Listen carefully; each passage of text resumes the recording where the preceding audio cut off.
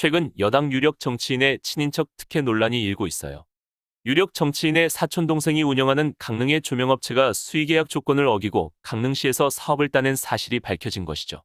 당시 행정안전부가 감찰한 결과 관련 공무원을 징계하고 업체에도 조치를 하라는 권고가 나왔어요. 하지만 징계 절차가 진행된 뒤에도 이 업체는 강릉시와 70건 넘는 추가 계약을 맺어서 문제가 되고 있죠. 그런데 수의계약이 무엇일까요?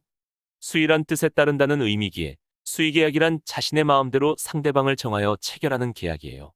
그런데 계약을 체결할 때 대부분 자신이 원하는 상대방과 계약을 맺는 경우가 대부분임에도 왜 수의계약이라는 말이 따로 있는 걸까요? 수의계약은 일반적인 계약이 아니라 국가가 계약을 맺을 때 쓰이는 말이에요. 그렇다면 일반적인 계약과 국가와의 계약은 무엇이 다를까요?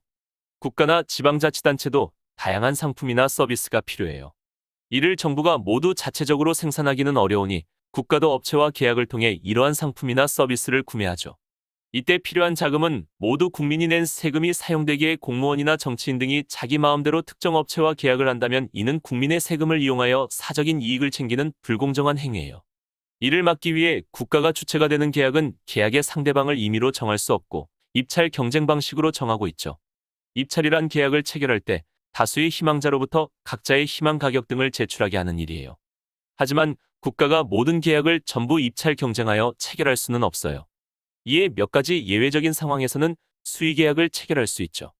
예를 들어 천재지변, 긴급한 행사, 비상재해 등의 급박한 상황 속에서 경쟁에 붙일 여유가 없을 경우에는 국가가 특정 업체를 지정하여 계약을 체결할 수 있어요.